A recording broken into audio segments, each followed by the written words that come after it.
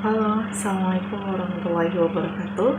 Sebelumnya, perkenalkan nama saya Alia Mauliana dengan NIM akhir 040. Saya dari kelas Statistik Induktif B. Untuk materi yang pertama, saya akan menjelaskan mengenai estimasi parameter.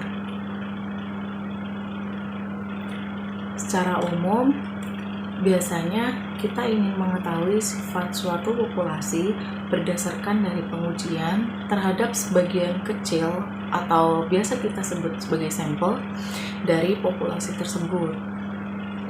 Suatu populasi dikarakterisasi oleh ukuran-ukuran yang disebut dengan parameter, sedangkan sampel dikarakterisasi oleh ukuran yang disebut dengan statistik. Dengan statistika, kita berusaha untuk menyimpulkan populasi. Untuk itu, sifat-sifat populasi dipelajari berdasarkan hasil analisis data dari sampling atau sensus. Salah satu cara pengambilan kesimpulan tentang parameter adalah dengan estimasi atau penaksiran parameter. Pengertian dari estimasi parameter sendiri adalah keseluruhan proses menduga suatu parameter pada populasi yang tidak diketahui nilainya dengan menggunakan statistik sampel. Parameter populasi disebut juga dengan nilai sebenarnya atau true value. Parameter dapat berupa rata-rata, varian, dan juga proporsi. Jenis penaksiran statistik ada dua. Yang pertama itu ada pendugaan titik atau point estimation, dan yang kedua ada pendugaan interval atau interval estimation.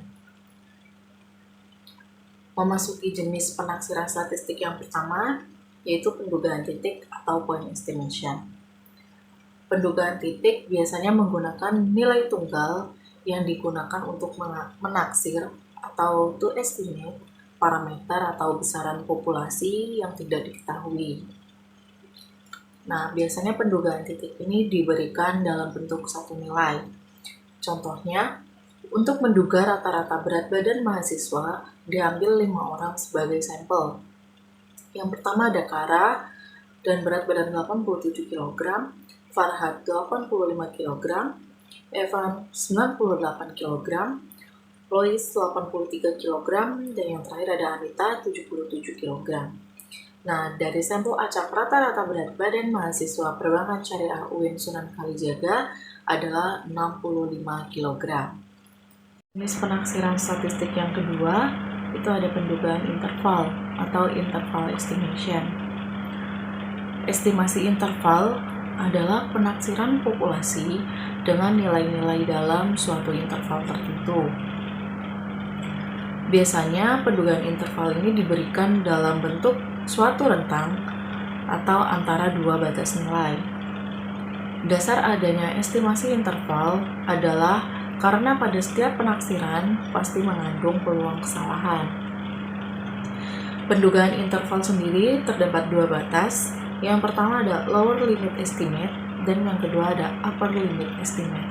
Untuk contohnya sendiri, dari contoh sebelumnya, dari sampel acak rata-rata berat badan mahasiswa Perbankan Syariah UIN Sunan Kalijaga Yogyakarta adalah 65 sampai 67 kg. Ada beberapa kriteria penaksiran yang baik. Statistik sampel yang digunakan untuk menduga parameter populasi harus memenuhi 3 kriteria berikut, yaitu yang pertama tidak bias atau unbiased. Statistik sampel yang digunakan sebagai penduga atau penaksir harus sama atau mendekati parameter populasi yang diduga. Yang kedua, ada efisien. Statistik sampel memiliki standar deviasi yang kecil. Dan yang terakhir ada konsisten. Jika ukuran sampel meningkat, maka statistik sampel akan semakin mendekati parameter populasinya. Selanjutnya yaitu tingkat kepercayaan atau confidence level. Sebelum melakukan estimasi, tingkat kepercayaan ditetapkan terlebih dahulu yaitu sebesar 1 dikurangi dengan alfa. Tingkat kepercayaan adalah tingkat keterpercayaan sejauh mana statistik sampel dapat mengestimasi dengan benar. Alfa adalah tingkat signifikansi, ambang batas yang digunakan untuk menentukan signifikansi. Jika nilai kesalahan kurang dari atau sama dengan tingkat signifikansi, data tersebut dianggap signifikan secara statistik. Untuk menghitung estimasi rata-rata tersendiri itu terdapat 3 cara dengan kriteria-kriteria yang berbeda. Yang pertama, estimasi rata-rata sampel besar dengan total sampel itu lebih dari 30 dan nilai sigma diketahui. Untuk rumusnya sendiri seperti pada gambar. Yang kedua, estimasi rata-rata sampel besar dengan total sampel lebih dari 30 dan sigma tidak diketahui. Lalu yang ketiga, estimasi rata-rata sampel kecil dengan total sampel kurang dari 30. Dari ketiga rumus tersebut bisa kita hitung dengan catatan jika jumlah sampelnya antara sampel yang kita ambil dibagi dengan seluruh sampel itu hasilnya lebih besar dari 0,05, maka kita harus menambahkan faktor koreksi di kedua sisi rumus yang kita ambil. Selanjutnya itu ada estimasi proporsi. Kata proporsi menunjukkan persentase dari suatu bagian atau unsur dari suatu bagian. Proporsi sendiri menunjukkan jumlah bagian tertentu dari suatu kelompok.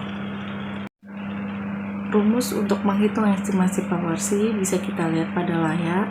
Untuk rumus yang pertama, ini berlaku untuk sampel besar jika total sampel yang kita ambil itu lebih besar dari sama dengan 30. Dari populasi yang tak terbatas atau infinite population atau dari populasi terbatas, finite population. Namun, nilai dari total sampel yang kita ambil dibagi dengan total sampel keseluruhan itu harus kurang dari sama dengan 0,05. Jika hasilnya itu lebih besar dari 0,05, maka harus menggunakan faktor koreksi. Untuk rumus yang kedua, jika sampelnya itu kecil atau kurang dari 30, maka kita harus mengganti Z tabel menjadi T tabel. Sekian penjelasan dari saya mengenai estimasi proporsi. Bila ada kurang lebihnya saya mohon maaf. Saya akhiri. Wassalamualaikum warahmatullahi wabarakatuh.